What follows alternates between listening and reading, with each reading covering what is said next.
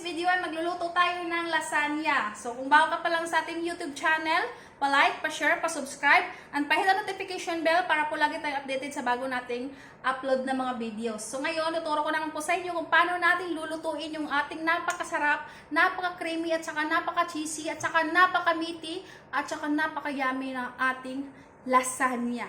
Yes, yung ating lasagna na pwedeng ipangtapat sa kahit kanino. Chares! So, tuturo ko po sa inyo paano natin lulutuin yung ating napakasarap na lasagna. Yung hindi siya tinipid at hindi rin tinamad.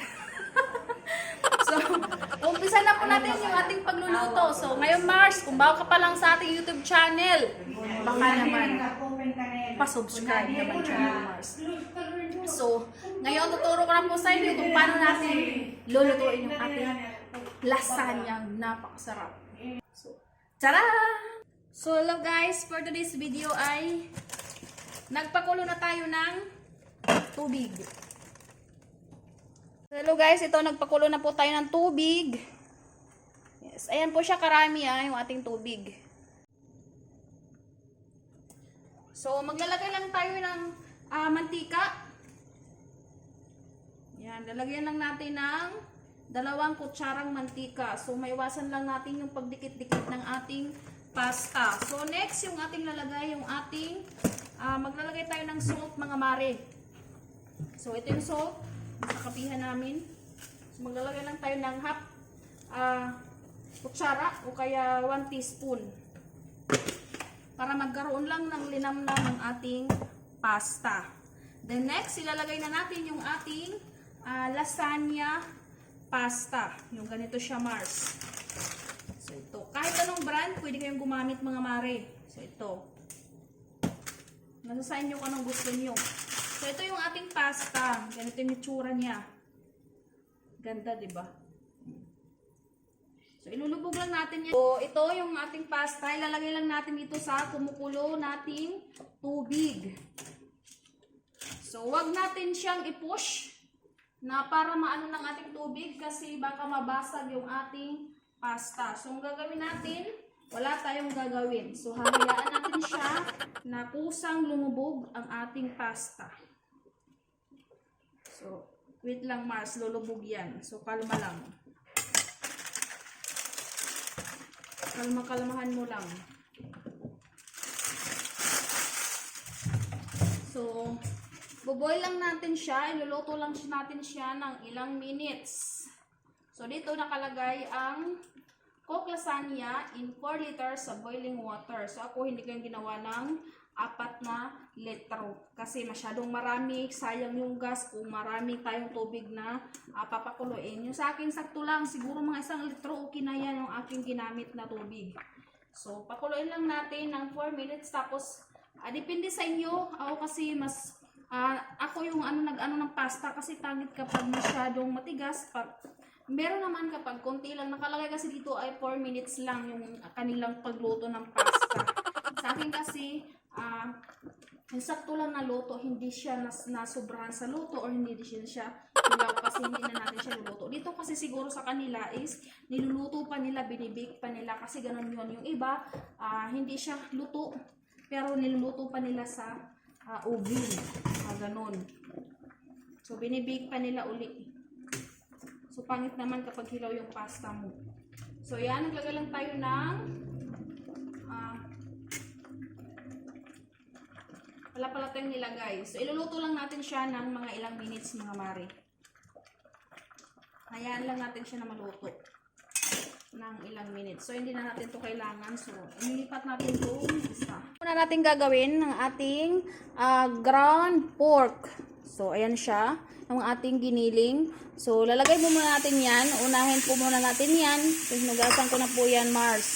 So, hayaan natin siya hanggang sa medyo maluto ng konti. Maluto ng bahagya ng sarili niyang mantika. So, tatakpan lang natin siya. Tapos, maya't maya, i-check natin para pantay yung kanyang pagkakaluto. So, habang nag-aantay tayo hanggang sa nag-aantay tayo na medyo maluto siya, maghihiwa muna tayo ng kanyang mga sibuyas. First, i-check nyo lagi yung ating pasta. Every 5 minutes, para lang tayo nagluluto ng lasagna. So, So, i-check po natin yan para maiwasan yung magdikit-dikit yung ating pasta at pantay yung kanyang pagkakaluto. So, pag hilaw-hilaw pa siya, pag di pa talaga siya pwedeng anuhin, so pwede pa natin yan lutuin ng konti. Konting-konti na lang. So, i-check lang natin kasi para maiwasan talaga siya magdikit-dikit para even yung pagkakaluto ng ating pasta. Para walang hilaw, walang luto na dapat pantay. So ayan Mars, nag-release na siya ng sarili niyang mantika yung ating ground pork. Pwede kayong gumamit din dito ng ground beef kung ayaw nyo ng ground pork. Kung hindi kayo kumakain ng mga karning baboy. So pwede yung pamalit dito ay ground beef. Pero usually ground beef naman ko talaga yung ginagamit, pero nasa sa inyo po rin. Kung hindi rin kayo gumagamit ng beef, pwede din po. Pwede rin po kahit ano. Pwede rin po chicken. Nasa sa inyo po yan. So, ayan po siya. Medyo nag-isa na siya ng bahagya ng kanyang sariling mantika. Hindi po tayo naglagay dito ng mantika. Kasi medyo may taba ang ating baboy. So, iluluto lang natin siya saglit sa sarili niyang mantika. So, yan lang natin ulit ng ilang minutes. So, check naman natin yung ating pasta. Kung luto na siya. Di pa siya, Mars. So, mga 2 minutes pa. Hayaan lang muna natin. Anuhin lang natin para siguradong hindi sila magdikit-dikit.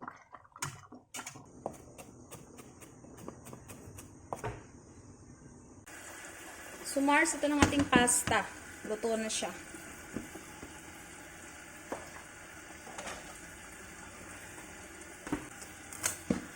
So, babanlian natin.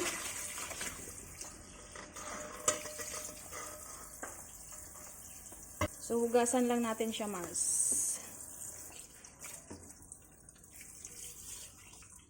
So, ayan o. Wala siyang dikit-dikit, Mars. Perfect lahat. Wala siyang hilaw-hilaw na part.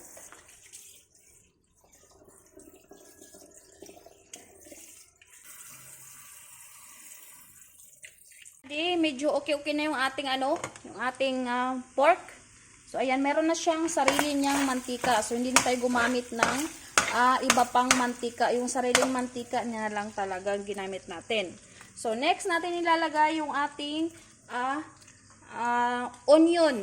Yung ating white onion, pwede kayong gumamit ng white onion or kahit yung red onion.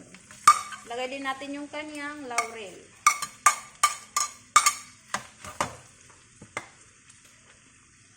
Maglalagay tayo ng bawang. Yes, yung ating garlic.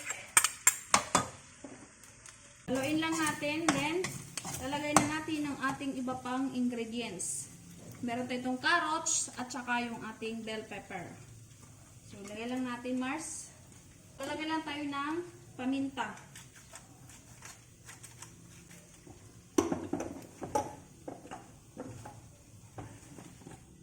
So, dito pa lang ay may kunting timpla paminta.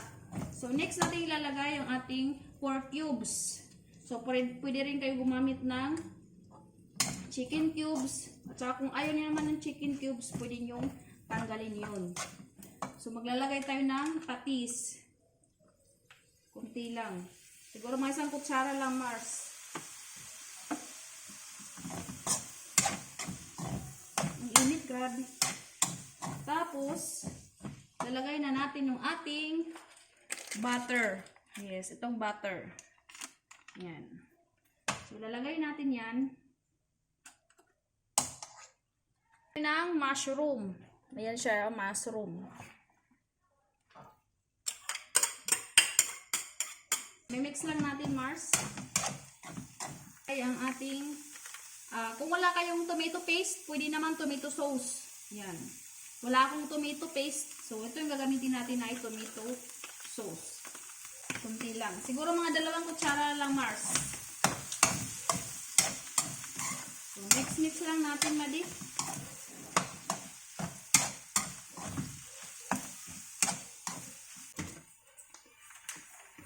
So, maglalagay tayo ng ating spaghetti sauce. Ito yung gamit ko. Kahit ano naman, nabibili sa grocery na spaghetti sauce, may Pinoy spaghetti sauce, pwede din kayong gumamit nun kahit ano.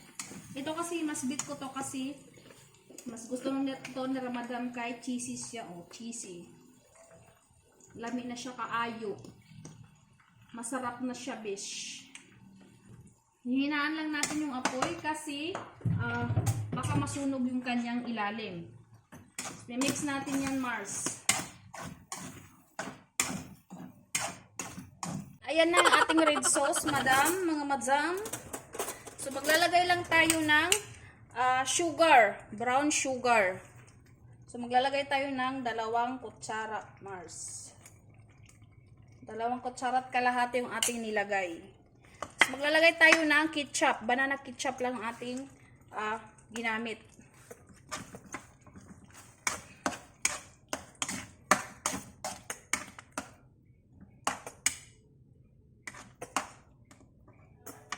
So, maglalagay tayo ng ibap. Mas lalo siyang creamy, mas lalo siyang sumarap yung ating pasta sauce, yung ating red sauce. So, next, maglalagay tayo ng konting salt. Yes, maglalagay tayo ng salt, mga Mars. Para may konti siyang nag-aagaw na alat. Hindi naman siya alat na maalat. Yung sakto lang. Then, haluin lang natin siya, mga Mars. Haluin lang natin ng ilang minutes. Maglalagay tayo ng curry powder, konti. Konti lang. Maglalagay tayo ng konting curry powder. So, yun siya.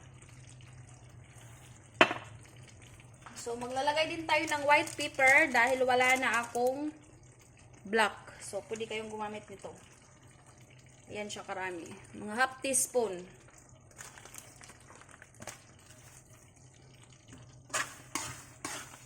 Where is my tuan? Tanggalan akong. Ayan. Maglalagay tayo ng paprika.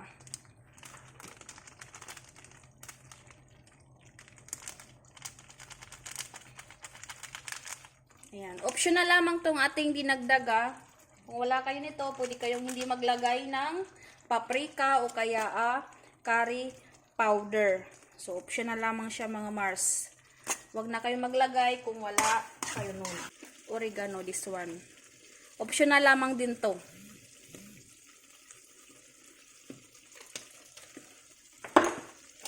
Ito yung ating rosemary, Mars. Ayan. Optional lang din to kung wala kayo. Huwag na kayong maglagay. Okay. Maglalagay lang talaga ako nito para mabango at masarap ang ating lutuin. Yan. Any cheese, pwede kayo maglagay ng mozzarella, kahit anong cheese. Bahala na kayo anong gusto nyo ilagay na cheese. So, maglalagay tayo mas extra creamy, cheesy, and yummy siya, mga Mars. So, mga Mars, kung bago pa lang sa ating YouTube channel, pa-like, pa-share, pa-subscribe, and pahit ang notification bell para po lagi tayong updated sa bago nating upload ng mga videos.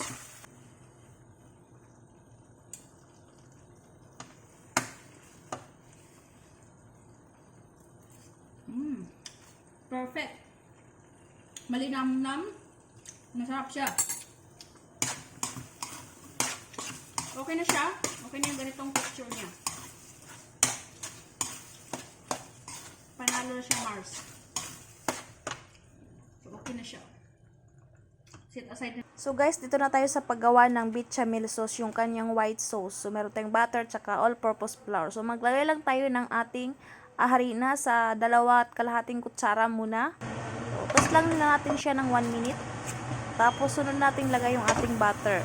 So haluin lang muna natin siya ng mabuti. As in halong-halong lahat.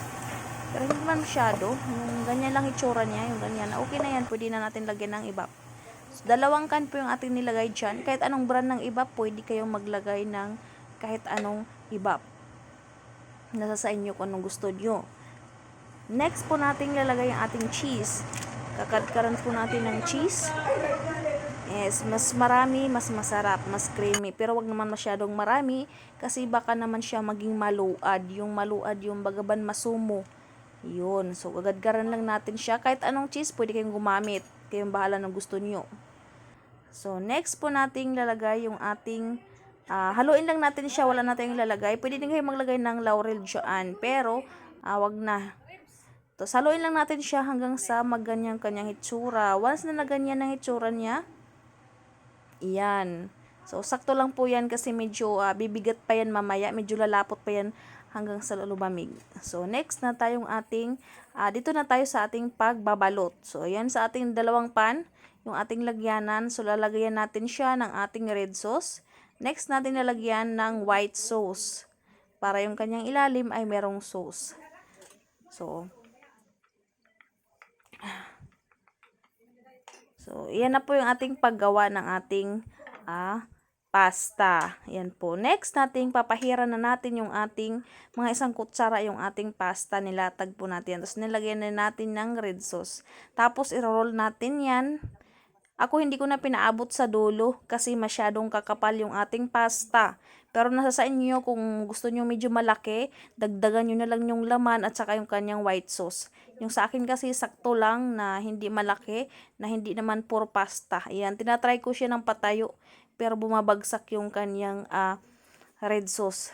So, pinahiga ko na lang.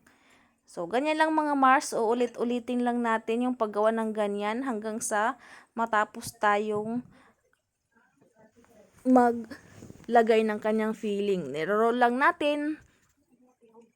So, ganyan lang siya, ulit-ulitin lang natin lahat hanggang sa matapos tayo. Huwag kayong mag-alala doon sa natira. Nasa sa inyo talaga yan kung tatapusin yung pasta, kung ubusin nyo. Kasi sa akin kasi hindi ko inubos kasi masyado siyang makapal na yung pasta. So, kaya nagbabawas ako ng konti, mga 2 inch ba yun? Or 1 inch. 1 inch lang. Ang aking binawas kasi masyado siyang makapal. So, huwag kayong mag-alala doon sa natiran yung konti na binalot ng ating pinutol kasi pwede din natin yan ganyanin. So, kung hindi nyo na makaya ma-roll, pwede nyo yung i-layer na lang sa isang mangkok or kahit anong gusto nyo lagayan na maliit. So, pwede yan i-layer. Yan, mamaya makikita nyo. So, ayan, ganyan pong ginawa ko. So, meron pa ako ditong medyo mahaba-haba, ginanyan ko lang. So, huwag kayong mag-alala, kayang-kaya yan ma-roll. So, ganun lang po kadali, kasimple yung ating paggawa ng lasagna roll ups. Ano ba yun? Lasagna roll ups. Yun. Dati ginawa ko kasi upside down. Upside down. So, wala naman tayong sayang dyan, Mars. Huwag kayong mag-alala. Yung sauce ko naman, sakto lang. At saka white sauce ko, saktong-sakto lang. So, ganyan lang po siya. Ayan. Nasa sa inyo kung papatungan nyo pa yun sa ibabaw. Pero ako hindi ko na pinatungan kasi pangit, lalampas na yung ating sauce. So, naglagay na ako ng sauce ng kanyang ibabaw. Saka yung kanyang white sauce. Naglagay na ako kasi aris na natin yan. Tapos lalagyan na natin yan ng cheese. Uli sa ibabaw. Tapos lalagyan din natin yan ng konting herbs. Yung ating rosemary, konti lang. Tapos naglagay din po ako ng oregano, dried oregano. Ayan, sa lagayan natin maliit. Dried oregano po yung nilagay ko. Tapos naglagay din po ako ng cheese. On top. Kung gusto nyo damihan yung cheese, nasa sa inyo yan. Pero hindi ko na masyadong dinamihan. Nag-request si madam, dagdagan pa daw ng cheese. So, ayan lang siya. Dadagdagan na natin ng konti ng cheese. Tapos, pwede na natin yan, Mars, i-bake. I-bake natin ng mga 5 minutes to 10 minutes, depende. So, yun dun sa isang pan, ulitin lang po natin yung paggawa ng ating lasagna. So, ganyan lang din siya kung ano yung ginawa ng una, ganun din yung gagawin. Huwag kayong maglala, malinis yung ating working area. Ayan, meron po yan dyan, plastic na para hindi siya madumihan. So, ganyan lang, Mars, kadali yung ating lasagna. Napakadali lang gawin. So, lalagyan din natin ng ibabaw ng sauce din para din katulad ng una natin ginawa. So, maraming cheese, mas masarap. Yes, ayan, o, diba? Tingnan pa lang. Pwede nang, kung wala naman kayong oven, torch, pwede nyo, wag nyo nang i-bake. Okay lang naman yan. Wag kayong magala. Kung wala kayo noon, wag nyo nang pilitin. So, ayan, bibake lang natin siya hanggang sa brown, mag light brown. Nasa sa inyo kung anong gusto nyong kulay sa ibabaw na gusto nyo. So, mga ilang minutes lang po yan. Charan! O, diba? Ang ganda! Day! Masarap na, maganda pa. So, diba? Perfect.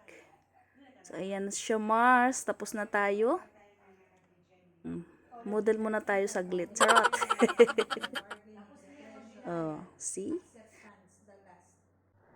Hi Mars! So ito na yung ating lasagna. So titikman na natin. Tikiman time na tayo mga Mars. Sana all tinitikman. Char!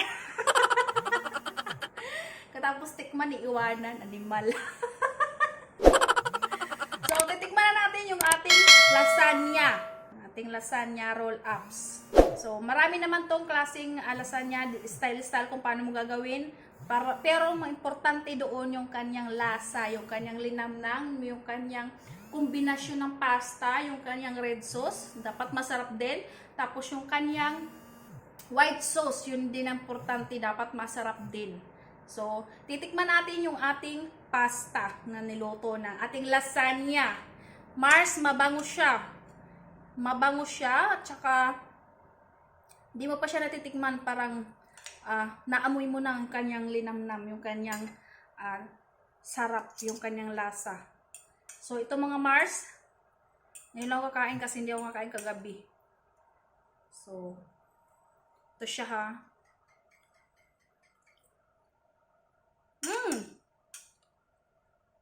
Panalo siya Mars. Ngayon lang ako nakatikim, ngayon lang ako tumikim kasi tawag nito. Gusto mo Mars?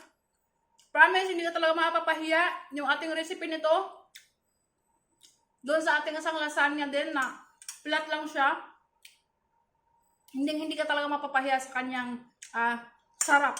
Grabe yung nilagay natin doon na paprika. Naglagay din ako ng kunting anghang. Ang tawag doon yung maliliit na powder na basta maliliit na powder yan na chili. Basta meron tawag doon. Tapos, yung kanyang tawag doon sa isa, curry powder. Isa din yun sa nagpapadagdag linamnam. Tapos yung nilagay natin na iba-iba pang, naglagay din ako ng 5 spices. So, masarap talaga siya, Mars. Pwede siya ipanglaban na kahit sa restaurant, pwede ko siyang tawag nito, ipanglaban sa kanila at hindi ako mapapahiya. Masarap talaga siya. Sabi ng mga bisita, masarap talaga daw. So, sa kakabi, hindi ako naniwala kasi hindi pa naman ako nakatikim. So, ngayon, naniwala na ako. So, naglagay din tayo. Masarap talaga siya.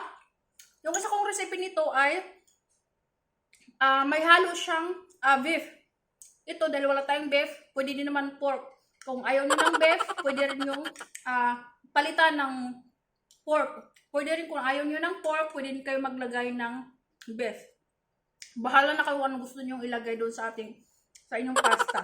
Kasi importante yung kanyang white sauce at saka yung red sauce, dapat masarap. Masarap talaga siya, Mars. Hindi talaga ako, bihira lang ako magsabi sa niluluto ko na masarap. Pero once na yung nagluluto, nagsabi ng masarap ng niluto niya, maniwala kayo dun.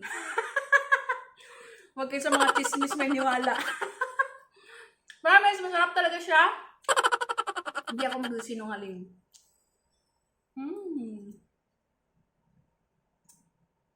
Para perfect naman siya tingnan.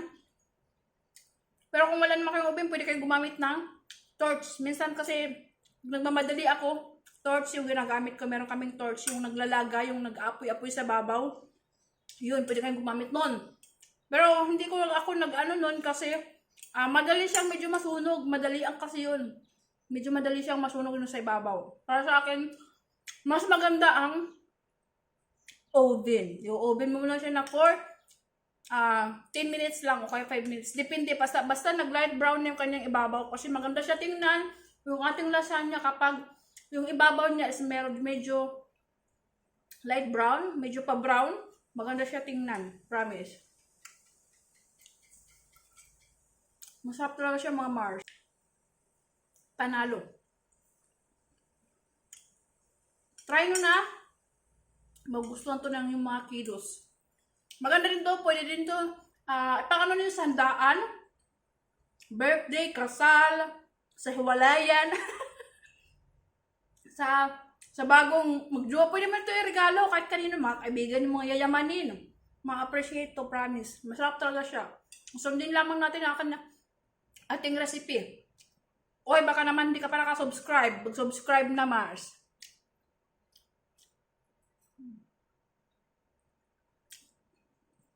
Ganito talaga, promise. Masarap. Grabe. Grabe. Sa kahit sa restaurant, mahal yung bawat serving nito. Depende, may mga naka-slice.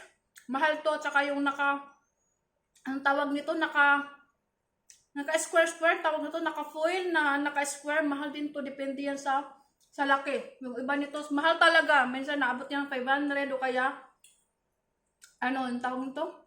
Yung malalaki na mga aluminum tray. Depende, may malaki doon, may maliit.